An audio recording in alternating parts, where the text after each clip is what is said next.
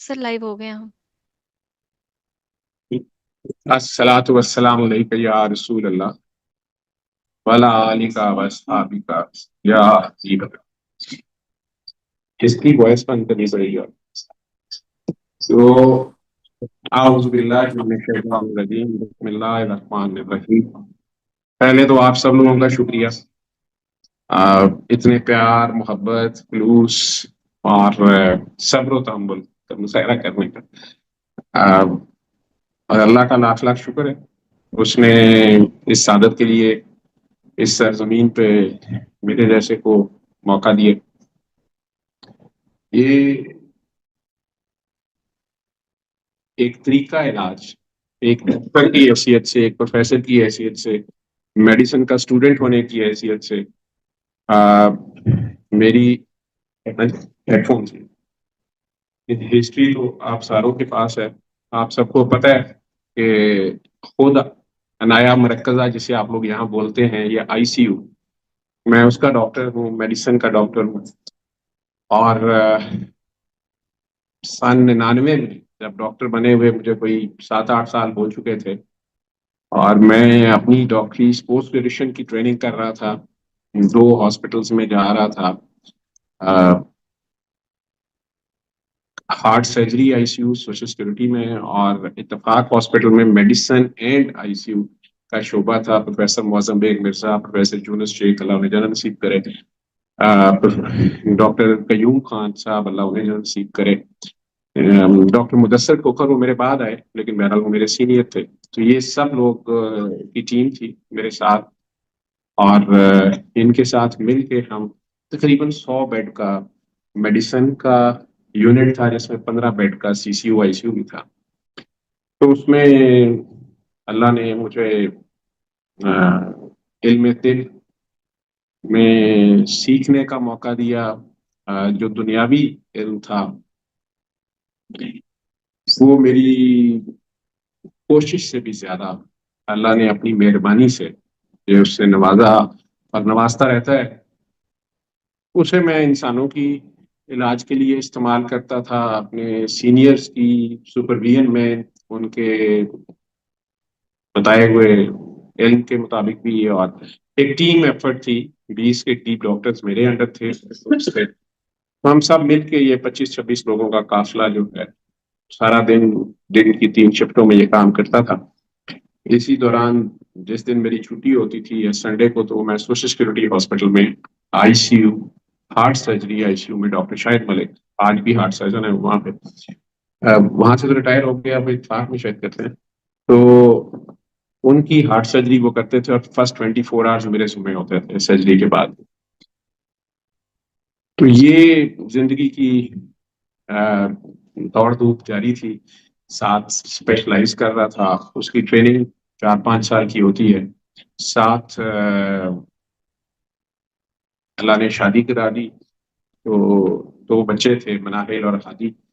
اس کا میرا خیال ہے سال 2 سال کے، اور بیگم صاحبہ پھر پریگننٹ تھی. جب اچانک ایک حادثہ جو ہے یا زندگی میں ایک موڑ ایسا آیا، وہ حادثہ یہی تھا کہ ایک مریضہ بہت بے ہوشی کی حالت میں، انتہائی سیریس حالت میں، ینگ لڑکی تھی.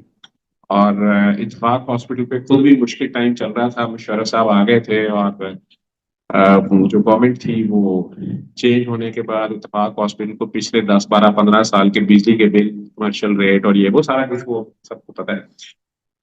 تو میاں صاحبان سعودیہ آ چکے تھے اس وقت بھی، ایڈمنسٹریشن تو انہیں کے قدم کر رہے تھے. وہ ایک حادثہ تھا کہ وہ مریضہ کی سوئی جو تھی بلڈ والی، بلکہ پوری سرنج اس کے ساتھ 10 بلڈ کی اٹیچ تھی. میں سینٹرل لائن اس کو ڈال رہا تھا جب نرس نے وہ نیڈل سرنج بلڈ فلڈ اٹھا لی اور مریضہ نے اپنی اسی بے ہوشی کی حالت میں اسے کئی بال پکڑ لیے. اس سے چھڑاتے میں نے اسٹچ مانگا، ٹاکا مانگا کہ میں اس کو ٹاکا لائن ڈالی تھی اس کو پیشنٹ کو. تو اس سسٹر سے غلطی سے میرے رائٹ ہینڈ کی بیک میں پوری سوئی گھس گئی اور بلڈ لگ گیا میرے اندر، بلڈ بن گیا. اور اگلے 6 ماہ کے اندر 3 خوفناک جراثیم جن کا آج بھی دنیا میں علاج نہیں،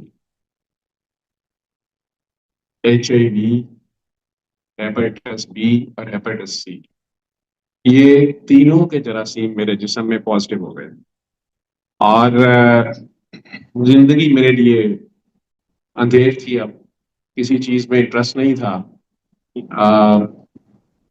گھر جاتا تھا یہ خوف رہتا تھا کہ بچوں کو میرے سے نہ لگ جائے، بیوی کو میرے سے نہ لگ جائے۔ والدہ نے بیٹی میں پالا تھا، 14 سال کا تھا جب ابو چلے گئے تھے، تو 81 میں، اور 18 سال بعد یہ واقعہ ہو گیا۔ تو امی کو بھی بتانے کی ہمت نہیں تھی، کسی کو نہیں بتایا۔ تو حال یہ نکالا کہ تیسرے اسپتال میں جو فالتو ٹائم بچتا تھا اس میں بھی نوکری شروع کر دی، جنرل ہاسپٹل میں۔ ویسے بھی ٹریننگ کے لیے مجھے اب جانا تھا، اتفاق فل اس وقت ریکگنائز نہیں تھا ٹریننگ کے لیے۔ تو میں صرف 4 راتوں کے لیے رات 8 بجے سے صبح 8 بجے تک گھر جاتا تھا، اور مجھے ابھی بھی یاد ہے کہ وہ پیر کی رات ہوتی تھی، منگل کی رات ہوتی تھی، اس کے بعد بدھ 24 آورس میں سوشل سیکورٹی میں ہوتا تھا، پھر وہاں سے صبح صبح نکل کے جنرل ہاسپٹل، اور پھر دوپہر کو اتفاق ہاسپٹل سے ہوتے ہوئے جمعرات کی رات میں گھر ہوتا تھا، اور اس کے بعد پھر ایک ہفتے کی رات ہوتی تھی۔ تو یہ 4 راتیں میں گھر ہوتا تھا، پیر، منگل، جمعرات اور ہفتہ، اور اتوار کی رات پھر شام کو اتفاق میں ڈیوٹی کر کے اتوار کی رات میں سوشل سیکورٹی میں کرتا تھا، وہاں سے صبح صبح پھر جنرل ہاسپٹل جاتا تھا۔ جنرل ہاسپٹل روزانہ صبح جانا ہوتا تھا، اور صرف فرائیڈے نائٹ میں نے ایمرجنسی پرماننٹ لی ہوئی تھی، جو مہینے میں ایک بار کرنی ہوتی تھی۔ میں چاروں فرائیڈے بائی چوائس کرتا تھا، اور جنرل ہاسپٹل والے اس پہ بہت ابلائش تھے، اور وہ اس کے بدلے میں مجھے بدھ کی چھٹی ایک ایکسٹرا مارننگ دے دیتے تھے، تو وہ میں سوشل سیکورٹی میں کرتا تھا۔ تو اس طرح سارا ایڈجسٹ کیا ہوا تھا، پوری ایمانداری سے تینوں اسپتالوں کی 36 گھنٹے ڈیوٹی بھی پوری کرتا تھا، اور گھر آتا تھا تو اتنا تھکا ہوا ہوتا تھا کہ بس جی میں سونا ہے، سونا ہے، سونا ہے، کھانا کھانا ہے، سونا ہے۔ اور اس دوران میری بے ایمانی نوکری سے یہ ضرور تھی کہ کسی بھی ہاسپٹل سے صبح 8 بجے جب پہنچا ہوں تو 8:30 پہنچتا تھا۔ راستے میں ناشتے کے لیے یا دوپہر کے کھانے کے لیے میرے گھر درمیان میں پڑتا تھا، تینوں کے ٹرائنگل میں، تو وہ کھانے کے لیے رکتا تھا اور نکل جاتا تھا۔ کبھی کبھار اس کا ٹائم نہیں ہوتا تھا، لیٹ اوور چلا جاتا تھا۔ یہ کرتے کراتے یہاں آگے آ گئے، طرح پیچھے یہ 4 کرسیاں یہ بھی پڑی ہیں۔ بہرحال تو اس چکر میں اپنا علاج بھی ڈھونڈتا تھا، جو ایلوپیتھی میں تو نہیں تھا، اور میرے سینئرز جو مجھے بہت اچھا ڈاکٹر سمجھتے تھے، تینوں ہاسپٹلس کے چھوٹے سے چھوٹے چوکیدار، جمعدار سے لے کے MS یا پروفیسر تک، تینوں کے سامنے ریپیوٹ تو یہی تھی کہ ڈاکٹر جاوید بہت اچھا ڈاکٹر ہے۔ کسی نے اپنے باپ کو، ماں کو یا قریبی عزیز کو دکھانا یا مشورہ کرنا ہوتا تھا وہ میرے پاس آتا تھا، لیکن میرے پاس اپنے لیے علاج نہیں تھا۔ اور اس راز کو صرف 2 لوگ میرے سینئرز میں سے، معظم بیگ صاحب کو پتا تھا کہ مجھے پرک ہوا ہے، انہیں یہ نہیں پتا تھا کہ میں پازیٹیو ہو گیا ہوں۔ یونس شیخ صاحب کو پتا تھا۔ اسی طرح میرا دوست یا جونیئر ڈاکٹر جاوید اقبال جو اس وقت میرے ساتھ پروسیجر کروا رہا تھا وہ جانتا تھا، اور یا اسٹاف نرس شازیہ اکرام تھی، اور سائمہ یوسف تھی جو اس وقت ٹھیک کر رہی تھی میرے ساتھ۔ یہ سارے مسلمس تھے سوائے سائمہ کے۔ سائمہ کرسچن تھی، بہت اچھی ڈاکٹر تھی، نرس تھی، بہت بیوٹیفل انسان تھی۔ میرا خیال ہے ان ساروں میں سے جتنے نام میں نے لیے ہیں ان میں سے معظم بیگ صاحب زندہ ہیں، میں زندہ ہوں، اور سائمہ یوسف زندہ ہے۔ میری ملاقات ان سے نہیں ہوئی، کئی سال ہو گئے، میرا خیال 20 سے بھی زیادہ، تو لیکن ریسنٹلی مجھے پتا چلا کہ وہ زندہ ہے۔ کسی سے وہ ملی تو وہاں انہوں نے ذکر اس سے کیا، اور اس سے مجھے اندازہ ہوا۔ بہرحال آپ کا اپنا علم، میں نے کہا نا شروع میں آپ لوگوں سے، وہ خاتون سے بات کرتے ہوئے وہ فون پہ میرے سے بحث کر رہی تھی، تو کہ خرد کے پاس یا عقل کے پاس خبر کے سوا کچھ نہیں، وہ خبر چاہے معلوم علم کی ہو یا غیب کے علم کی ہو، وہ بھی اللہ ہی دیتا ہے، اس کو بھی دیتا ہے۔ تو خرد کے پاس خبر کے سوا کچھ نہیں، علم کے سوا کچھ نہیں، اور تیرا علاج نگاہ کے سوا کچھ نہیں۔ اب یہ کون سی نگاہ تھی؟ جو علامہ اقبال تو کہتے ہیں کہ نگاہ مرد مومن سے بدل جاتی ہیں تقدیریں، جو ہو ذوق یقین پیدا تو کٹ جاتی ہیں زنجیریں. لیکن یہ کون سی نگاہ تھی؟ مجھے آج بھی اس کا میننگ تو نہیں پتا. بس یہی لگتا تھا کہ کوئی اللہ کا بندہ یوں کر کے مجھے دیکھیں گے اور پتہ نہیں میں ٹھیک ہو جاؤں گا. لیکن وہ اللہ کا بندہ ہی نہیں مل رہا. تو حکیموں کے پاس بھی گئے، ہومیوپیتھوں سے بھی رابطہ کیا. جب ان سب سے بھی کوئی جواب نہیں آیا، اس زمانے میں ایک ای میل ہوتی تھی، وہی کرتے تھے. اور ایک دو دن کے بعد کوئی نہ کوئی جواب دیتا تھا. جو میرے دوست یا میرے کلاس فیلوز باہر کے ملکوں میں تھے، ان کو کہتا تھا کہ میری کولیگ نرس ہے یا ڈاکٹر ہے، اسے ٹرک ہو گیا ہے. کیونکہ یونس شیخ صاحب نے مجھے کہا کہ اب یہ بات کسی کو پتہ نہ چلے، تم بہت اچھے ڈاکٹر ہو، تو کوئی انویسو پروسیجر نہ کرو جس میں تمہارا بلڈ غلطی سے نکلے اور مریض کو لگ جائے، اس کے خون میں شامل ہو، جیسے آپریشن کر رہے ہوتے ہیں کچھ. تو دوسری ڈاکٹری جاری رکھو، نہیں تو تمہیں ایڈمنسٹریشن کی پوسٹ پہ کر دیا جائے گا. تمہارا جو ڈاکٹری کا علم ہے یہ ضائع جائے گا. میں نہیں چاہتا کہ تمہیں ایڈمنسٹریشن میں ضائع کیا جائے. تو تم اب کسی کو بتانا نہ، اور ملک سے باہر نہ جانا، نہیں تو تمہارا میڈیکل ٹیسٹ ہوگا اور تم پازیٹیو آ جاؤ گے، پتہ چل جائے گا. تو اس کو سیکرٹ رکھو. بہرحال انہوں نے بھی، وہ تو بہت ہی سخت تھے معاملات میں، انہوں نے کبھی ذکر ہی نہیں کیا. اس کے بعد بات ہی نہیں کرتے تھے، چپ رہتے تھے، بس مجھے دیکھتے رہتے تھے. یہ کہنا یا تم یار کھایا پیا کرو، کیونکہ میں ویٹ لوز کر رہا تھا. ہلکا سا بخار رہتا تھا، شاید خوف سے رہتا تھا. تو نماز روزہ پہلے پڑھتا تھا، تھوڑا خشوع و خضوع زیادہ ہو گیا. موت سامنے جب نہ شروع کر جاتا ہے بغیر کسی کے کہے. سب سے زیادہ اس وقت آپ کو کہیں بھی کوئی کہ اللہ، یا تم تو کہتے تھے اللہ نہیں ہے، یا تم اللہ بنے ہوئے تھے، تو اب کیا کرنا ہے؟ اللہ ہی ہے، اللہ ہی ہے. وہ تو خود ہی ایک بندہ مان رہا ہوتا ہے، لیکن جواب نہیں آ رہا. اور وہ نگاہ نہیں مل رہی تھی جس کو علامہ اقبال صاحب لارا لگا گئے تھے کہ کوئی نگاہ ہوتی ہے جس سے تقدیریں بدل جاتی ہیں. تو اس دوران تیسرا برخوردار بھی آ گیا. بیگم صاحبہ جو ہیں وہ کہتی ہیں کہ میں اس زمانے میں سوچ رہی تھی کہ پتہ نہیں کس چکر میں پڑ گیا، نہیں تو نہ سے تینوں چاہ نہیں تھے، سانو پرواہ نہیں.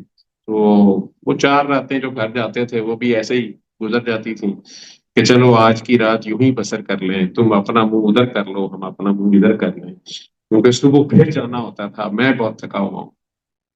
کھانا کھاتے ساتھ برتن فٹافٹ واش بیسن میں جا کے نلکا چلا دیتا تھا. میری ماں اور بیگم دونوں کو یہ تبدیلی بری لگتی تھی. انہوں نے بڑا غصہ کھانا، یہ تم کیا کرتے ہو، اٹھا لیں گے، ہم اٹھا لیں گے، میڈ اٹھا لے گی. میں نے کہا نہیں امی، وہ میں نا مجھے عادت پڑ گئی ہے.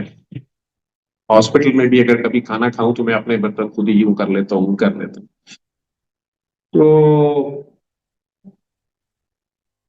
پھر پیر صاحبان کی باری بھی آئی. اللہ کے بندے میں نے پیروں میں علماء میں بھی ڈھونڈے، تعویذ بھی لیے، پیسے بھی دیے، بغیر پیسوں کے بھی ملے، لیکن علاج نہیں. وہ وزن بھی کم ہوتا جا رہا تھا، بخار بھی نہیں جاتا تھا. اور خوف تو ویسے ہی، ڈاکٹری کا علم جو میرا اپنا علم تھا وہ 24 گھنٹے کہتا رہتا تھا کہ تو نے مرنا ہی مرنا ہے، تو بچ ہی نہیں سکتا، علاج تو ہے ہی نہیں. کیونکہ میری بھی سوچ زیادہ تر مسلمانوں کی طرح یہی تھی کہ حضرت ایلوپیتھی رحمۃ اللہ علیہ نے اگر جواب دے دیا تو بس اللہ ولو جواب. اگر ایلوپیتھی میں اگر علم نہیں ہے علاج، تو بس پھر ایلوپیتھی آخری ہے. لیکن خود ایلوپیتھ ہوتے ہوئے مجھے پتا تھا کہ ایلوپیتھی تو ہاتھ جوڑ کے کھڑی ہے اور یہی کہہ رہی ہے کہ یار مر جا، تو شرم کھا، کیوں ہمیں شرمندہ کر رہا ہے. وہ وہ وقت اللہ نے گزار دیا جب وہ مرد مومن یا مرد حق اللہ نے ملوا دیا. وہ واقعہ میں نے سنایا تھا. ایک junior doctor, lady doctor, doctor Maimoona, آج وہ آپ کے سعودیہ میں یہی ہوتی ہیں، ایک بہت بڑی یونیورسٹی ہاسپٹل میں ہیڈ آف ڈپارٹمنٹ ہے. اس وقت میں انہیں نوکری سے نکالنے کا سوچ رہا تھا، کیونکہ میں چھٹیوں کے لیے مہینہ گیا تھا پیچھے. مدثر کوکر صاحب نے انہیں رکھ لیا. تو واپس میں آیا تو مجھے بڑا غصہ تھا کہ انہوں نے اسیس ہی نہیں کیا صحیح طرح، یہ کیا کر دیا، اس بچی کو رکھ لیا ہے جو انتہائی کنفیوز ہے اور کسی بات کو مانتی بھی نہیں ہے. اسے جو کہو اس نے الٹا ہی کرنا. لیکن بس ایک چیز اس میں اچھی تھی کہ کوئی بھی مریض سیریس ہوتا تھا تو سب سے پہلے شور ڈال دیتی تھی کہ اس کو دیکھ لیں. تو مریض کو جا کے ضرور دیکھتی تھی, فونوں پہ نہیں دیکھتی تھی یار, لیکن یہ اس کو پتا چل جاتا تھا کہ یہ مریض اب سیریس ہے تو اس پہ فوری الارم وہ کر دیتی تھی. پرائیویٹ ہسپتال میں یہ بھی بہت بڑی قیمت ہوتی ہے. یہ ایک اچھی چیز تھی. جب انہوں نے آئی سی یو میں کسی پیشنٹ کو شفٹ کرانے آئی تھی تو میں کسی پیشنٹ کو کنوینس کر رہا تھا کہ بلڈ آپ کو ارینج کرنا ہے. تو وہ واقعہ تو آپ ساروں نے سنا ہوا ہوگا, اس کو بار بار دہرانے کی ضرورت نہیں ہے. سلیم نام تھا اس کا, کالج ارکان کا مریض تھا, آخری سٹیج پہ تھا, خون کی الٹیاں کر رہا تھا, اور اس کے والد صاحب ایک ریلوے کے گارڈ تھے, وہ ریفیوز کر رہے تھے کہ میں نے بلڈ نہیں لانا, میرے پاس پیسے نہیں. 4-5 سال سے یہ بیمار ہے اور میری پینشن اور جمع پونجی اس پہ لگ گئی ہے, ایک ہی بیٹا ہے, میں اس کے بچے پالوں یا اس کا علاج کراؤں, اور اب آپ لوگوں کے علاج سے 1 روپے کا فرق نہیں پڑا اور یہ حال ہو گیا ہے, تو اب میں نے بلڈ بھی نہیں لانا. اس زمانے میں بلڈ لگانے میں کو 1000 روپیہ لگتا تھا ایک بوٹل میں. تو ان کے پاس نہ ڈونرس تھے کہ جو خون دیں اب, کیونکہ بار بار اس کو خون کی الٹیاں آتی تھیں, تو وہ بےچارے جو جاننے والوں کو کہہ کلا کے اب تھک چکے تھے, لوگ نہیں بھی آتے ہوں گے, اور پیسے بھی شاید ان کے پاس نہیں تھے. میں اور ڈاکٹر معصوم جاوید, وہ آج کل سنگاپور میں گردے کے بہت بڑے ڈاکٹر ہیں, شاید کہیں سن رہے ہوں گے. یہ سارے بڑے اچھے ڈاکٹرز تھے, بڑے اچھے دوست تھے, اور وہ معصوم نے مجھے کہا کہ جی بلڈ نہیں لا رہے تو اب کیا کریں. اس وقت غریب لوگوں کا یہی خیال ہوتا تھا کہ اس اسپتال میں ہمیں جاتے صاحب مفت علاج ہوگا, شاید میاں صاحب ہمارا کر دیں گے علاج. میاں صاحب بیچارے خود زیادہ بھاگا ہوئے تھے ان دنوں, اور بڑے میاں صاحب یہ کرتے بھی تھے. میاں شریف صاحب اللہ نے جنت نصیب کرے, کئی پیشنٹس کو وہ جب خود راؤنڈ کرتے تھے فری علاج کرتے تھے ان کا. تو لیکن اب ہاسپٹل میں مشکل ٹائم تھا. مشرف صاحب نے پتہ نہیں کتنے کروڑ بجلی کا بل ڈال دیا تھا, جیسا فاطمہ جنہ بی بی کو بھی پڑ گیا تھا. تو وہ یہ سارا کچھ پاکستان کی پرانی کہانی ہے. وہ وقت چل رہا تھا جب مجھے بھی جس دن پرک ہوا تھا, میں نے معاذن صاحب کو جا کے بتایا, تو انہوں نے کہا کہ کون سا مریضہ کا پتہ نہیں تھا کہ اسے کچھ ہے. وہ اگلے 24 گھنٹوں میں اس کی ڈیتھ ہوئی, اور رپورٹیں جب تک آئیں تو تب پتا چلا کہ اس کو تو یہ تینوں جراثیم تھے, اور وہ کئی سوئیاں خود کو لگاتی تھی, اور شاید سیکس ورکر بھی تھی. وہ نشہ کرتی تھی اور اس رینجز کہیں لگ گیا ہوا تھا جراثیم اس کو. تو مجھے انہوں نے کہا کہ یار ایک تو 24 گھنٹے میں بی وائرس کی لگ سکتی تھی ویکسین, اور وہ تو اب 24 گھنٹے گزر گئے, اور وہ مہنگا ٹیکا تھا, 15,000 تنخواہ تھی اور 10,000 کا ٹیکا تھا. تو ویسے بھی 24 گھنٹے گزر گئے ہیں, تو اللہ, آپ نے ایک نیت ہے, اللہ آپ پہ خیر کرے گا. لیکن اللہ نے خیر تو کی, لیکن اس وقت سمجھ نہیں آئی. میں 91-92 میں جب ڈاکٹر بنا تھا, تو اس وقت سے ہاؤس جاب کی پہلی رات سے دعا مانگتا تھا کہ یا اللہ تو نے ہر مرض کی شفا نازل کی ہے, مجھے بتا دے میں مفت بانٹوں گا. یہ بس ایسی دعا تھی ہاؤس جاب کی پہلی رات سے, اس ڈر سے کہ میری علم کی کمی سے کوئی مریض نہ مرے یا اس کی تکلیف نہ بڑھے. جو پہلی رات آپ کی اکیلی ڈیوٹی ہوتی ہے, تو آپ اگر آپ میں ذرا سا بھی احساس ہو دوسروں کا, تو ایک ڈر ہوتا ہے کہ یار میں تو جونیئر ڈاکٹر ہوں. حالانکہ سرجری کی وارڈ تھی, مریضوں کو درد ہی ہو رہے تھے, آپریشن ہوا تھا, تو ساروں کو ڈائکلوران کا ٹیکا ہی لگانا تھا یا نیند کا ٹیکا لگانا تھا. تو وہ بس ایک ڈر تھا. تو مسئلے پہ چڑھ کے اللہ میاں سے یہ دعا کرنی شروع کی, تو وہ عادت بن گئی بھی تھی. اور خود اس میں کرتے کرتے آئی سی یو اسپیشلسٹ اور یہ سارا کچھ بنتے بناتے ایک ایسا ڈاکٹر بن گیا تھا جس کے بارے میں ہاسپٹل میں بڑے فخر سے نرسز یا کولیگز جونیئر کہتے تھے کہ جاوید کی ڈیوٹی میں اسرائیل نہیں آتا, یا سسٹرز کہتی تھیں کہ آپ کی ڈیوٹی ہیوی بہت ہوتی ہے لیکن ڈیتھ کوئی نہیں ہوتی. حالانکہ وہ ہو بھی جاتی تھی, اللہ جانے. میں اس چکر میں شاید اپنے آپ کو کچھ پڑھنے کا سمجھنا شروع ہو گیا ہوں گا, تو اللہ میاں نے غبارے میں سے ہوا نکال دی. اب غبارہ جو ہے وہ کٹی پتنگ کی طرح ڈول رہا تھا. آپ میں سے جنہوں نے پتنگ بازی کی ہے انہیں پتا ہے کہ اندھے لگی جو پتنگ ہوتی ہے اس کی اپنے مزے اور اپنے نشے ہوتے ہیں, لیکن اگر وہ ٹوٹ جائے ہاتھ سے تو اس کے بعد جس طرح وہ بیچاری نیچے آ رہی ہوتی ہے اور لٹیروں کا وہ مال بنتی ہے, کچھ اسی طرح ہم تھے. تو کئی پیر صاحبان کے ٹانگوں پہ ہم اڑے جا کے, اور انہوں نے اپنے ڈنڈوں سوٹوں کے ساتھ اس پتنگ میں سے جو بھی نکالنا تھا نکالا, اور علاج میں. ہاں جی, وہ تعویذ 50 اور 500 والا اگر جا کے کہنا کہ جی میں نے تعویذ پی لیا ہے یا کھا لیا ہے, تو وہ رزلٹ تو پھر پازیٹیو ہے. کئی ناموں سے ٹیسٹ کراتا تھا، لیبارٹریاں چینج کرتا تھا کہ شاید اب اس سے کراتا ہوں، شاید اس سے کراتا ہوں، ٹیسٹ پازیٹیو ہی آتے تھے. اور مجھے تعویذ 50 روپے کے لینے کی اتنی تکلیف نہیں ہوتی تھی جتنا وہ 300 روپے کے اس وقت ٹیسٹ ہوتے تھے. وہ جو ہے رزلٹ جب نیگیٹو آنا، پازیٹیو آنا، میری مرضی کا نہ آنا، تو اس وقت بڑی تکلیف ہونی کہ یار دماغ خراب ہے، ابھی میں نے ٹیسٹ بھی کرایا، پھر ایلوپیتھی جا کے اس سے بلا کیا ہونا تھا. لیکن مرتا کیا نہ کرتا، ڈوبتے کو تنکے کا سہارا ہوتا ہے. اور جب آپ کو کچھ نظر نہیں آ رہا ہوتا تو پھر غرض مند دیوانہ ہوتا ہے نا، اسے کوئی کہ الٹا لٹکو ٹھیک ہو تو الٹا لٹک جاتا ہے وہ بیچارہ. تو وہ ڈاکٹر میمونہ نے میرے سامنے اس مریض کو کہا کہ آپ پانی لے کے 3 بار اللہ کہہ کے پانی پئیں، اور میرے سے بحث شروع کر دی کہ آپ ان کو سورہ رحمان سنوائیں قاری باسط مصری کی آواز. میں نے انہیں ڈانٹنا شروع کر دیا کہ آپ فالس ہوپ دے رہی ہیں مریض کو، ڈاکٹر کو، کہ یہ کیا باتیں کر رہی ہیں. مجھے نہیں پتا تھا کہ یہی وہ نگاہ ہے جس کی مجھے تلاش ہے. اور جب انہوں نے یہ بتایا کہ ان کے کوئی بابا جی ہیں تو مجھے اور غصہ چڑھ گیا. میں نے بتایا نا کہ ابھی راستے میں آتے ہوئے کسی کا فون آیا، میں اب پاکستان سے باہر ہوں، سعودیہ میں ہوں، تو وہ رومنگ کال بھی پڑتی ہے، مہنگی بھی پڑتی ہے، سننے میں بھی پڑتی ہے، اور بیلنس اڑ جائے تو اور مسئلے شروع ہو جاتے ہیں. تو وہ خاتون، میں ان سے پوچھ رہا ہوں کہ آپ کا نام کیا ہے، وہ کہہ رہی ہے میں مسز فلاں ہوں. میں نے کہہ رہا کہ آپ اپنا نام بتائیں. پھر وہ کہہ رہی ہے کہ میرے بچوں میں حاضری ہو جاتی ہے، جن بھوت ہیں. میں انہیں کہہ رہا ہوں کہ آپ اپنے دل صاف کریں، گھر کا ماحول ٹھیک کریں، دونوں میاں بیوی آپس میں پیار بن جائے، ایک دوسرے کی رسپیکٹ کریں. کہ یہ نہیں ہو سکتا.